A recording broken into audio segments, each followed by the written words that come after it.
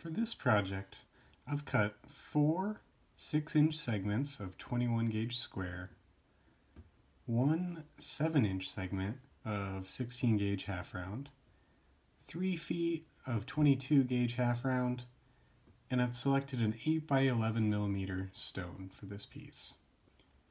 First, I want to find the center of my smaller gauge half round by holding the two ends together and just sliding down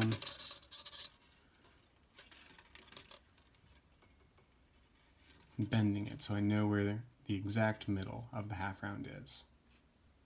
Next, I'm going to take all 4 of my squares, I'm going to hold them at one end and slide my fingers down just to make sure that they all sit parallel to each other. Then in the approximate middle of my squares, I'll take the half round from that point that we marked the center of. I'm going to wrap it around twice with both sides.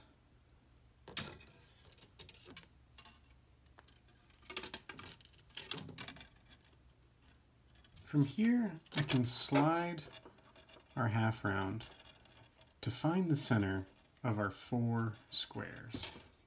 So I'm going to place them on this little ruler and slide it until it's just in the center of all 4. Just about there. Once I've found the center, I can go ahead and compress to flatten and start coiling down both sides of the shank. While I'm doing this, I like to keep count, knowing how many full rotations I've gone down both ends of the shank.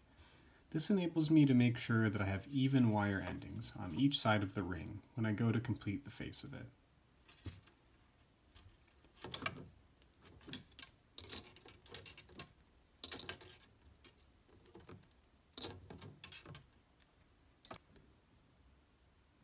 I already went ahead and coiled 80 times around this side on the right, and I'm going to go ahead and coil 80 times around the next side. As I'm doing this, I like to just keep it pinched and pull tight as I'm rotating through. That way I make sure that it's nice and even and that the half round sits cleanly next to the next piece of half round in the coil. Once you've coiled both sides, I like to take the mandrel to test it for size, placing it directly over the number for the size that I need and bending the wires around so that they pass next to each other.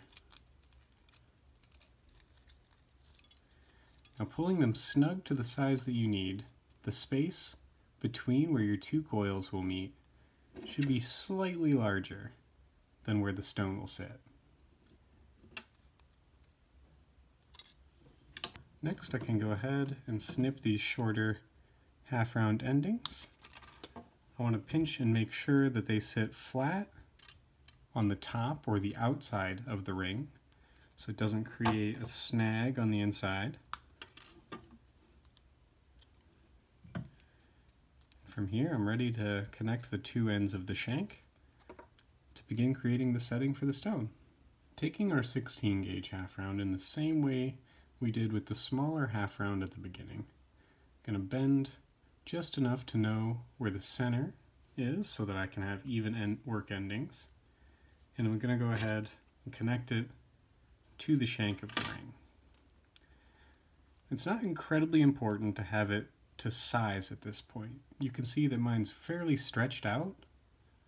I just want to make sure that all 4 of the wires on both sides sit parallel to each other as I connect them.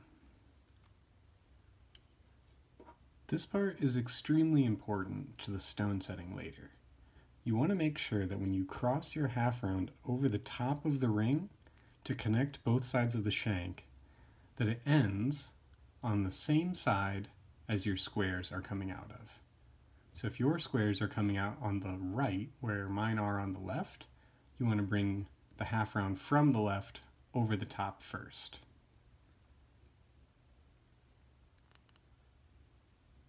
Once I have half rounds crossed over, I'm just going to pinch it to make sure that everything stays sitting nice and flat inside this coil. And I'm going to bring both endings through the center of the shank and pinch it again to make sure that everything sits flush. I'm going to go ahead and do it one more time and then check the size of the stone.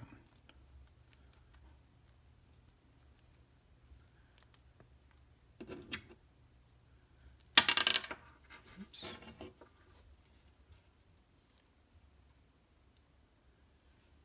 So far I've coiled almost the exact width of the stone, so I want to go ahead and add one more, just to make sure I have a little extra wiggle room to work with.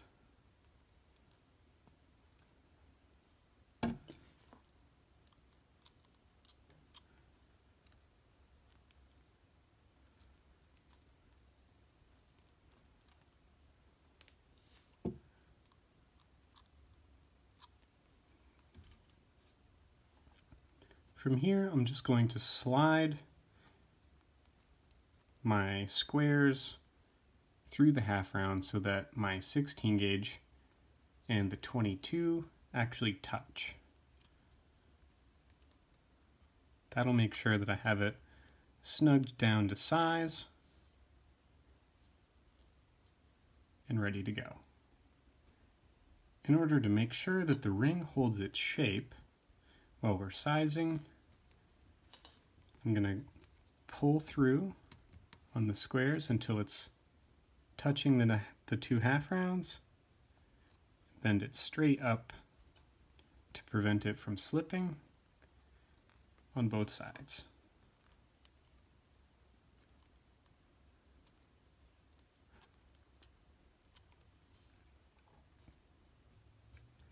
Now from here you can slide it back on your mandrel to make sure that it's sized properly.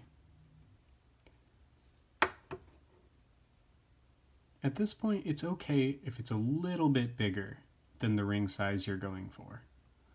As you're connecting your wire endings, you'll be adding bulk to the inside of the ring, actually making it slightly smaller than what the shank size starts at. To set the stone, we're just going to take those 16 gauge half round endings over the top, across and around, spiraling over the top of the stone, just holding it into place.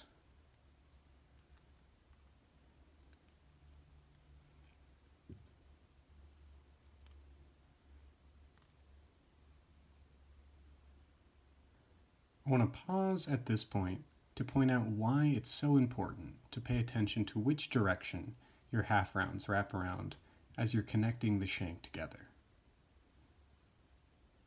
You can see that the half round naturally follows the direction in which the squares are going to reconnect to the shape or to the shank of the ring.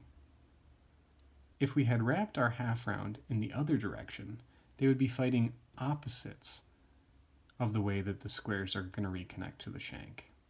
And while it's not impossible to use them to connect the stone into the piece from that direction, it is a little bit less pretty.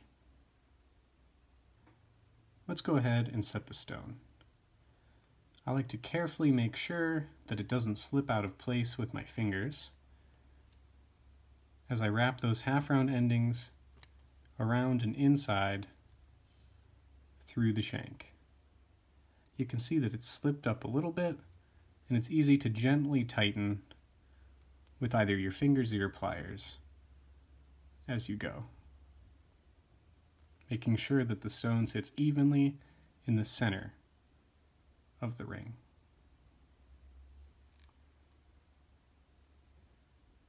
Once you have it how you like it, go ahead and snip the wire endings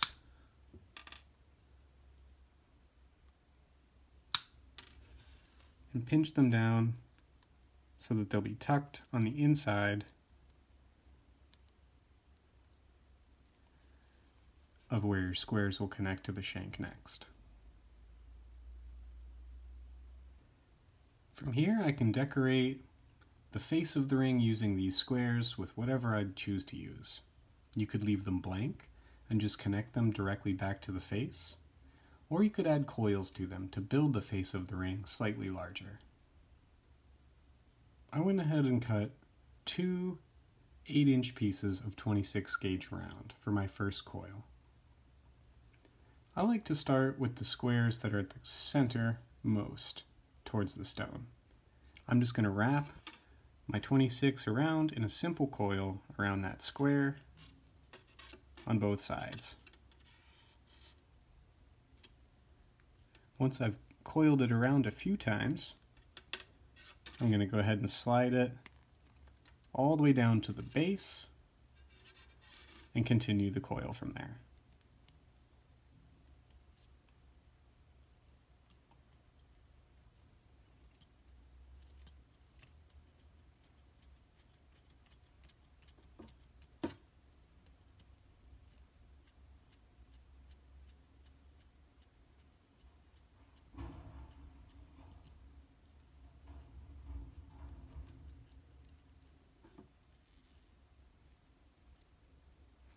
I may not need this full 8 inches, so I'm just going to double check the length.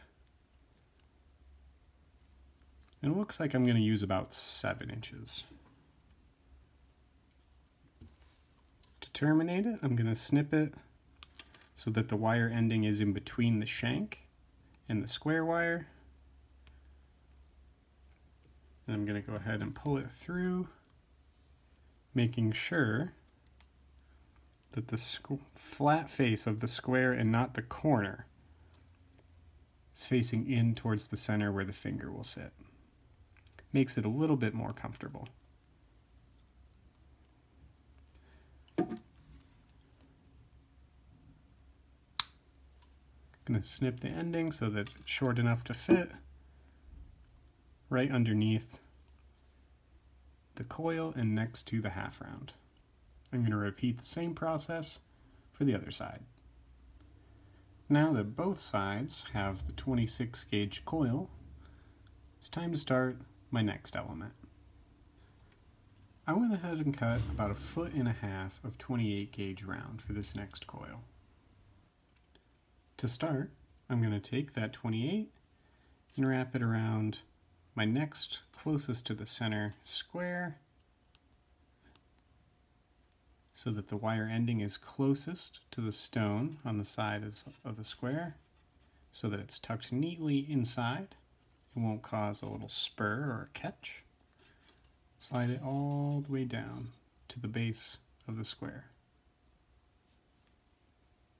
From here I'm going to wrap it around 10 times.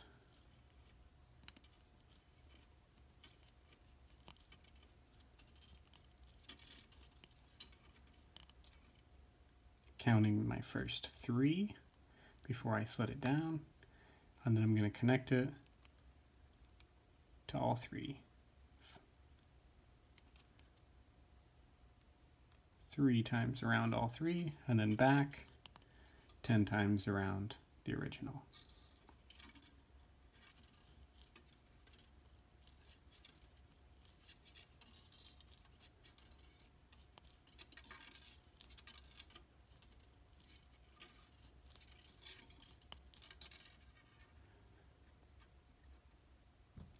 I'm just going to repeat that same pattern till I reach the length that I need to connect it to the shank. I went ahead and repeated the same pattern in 5 sets, and I can go ahead and snip the 28 gauge ending off so that it will be tucked in between the ring shank and the squares again. And then I'm just going to mold it along the line that we've already established, ready to connect to the shank, starting with the closest to the stone first and working my way out from there, making sure that the endings are tucked underneath the element so that there aren't any little catches.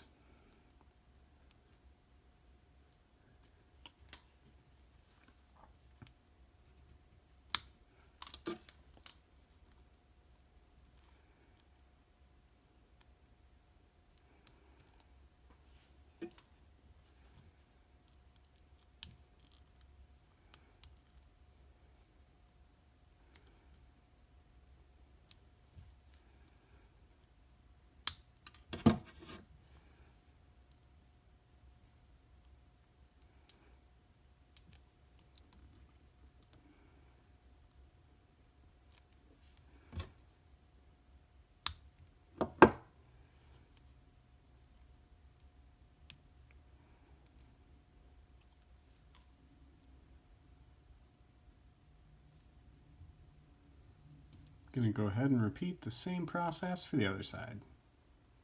And here we have the finished piece. One of the questions that I always see in the comments of my videos is what temper to use for different things. For rings, I would almost always recommend half hard for whatever you make your shank out of. It'll help it hold its shape a little bit better and add some rigidity to the design. If you found this video helpful, go ahead and leave a like on it and subscribe to my channel for more content similar in the future. And as always, a huge thank you goes out to the patrons who are already supporting this channel. If you're interested in supporting what I do here, go ahead and follow the link to my Patreon in the description of the video below.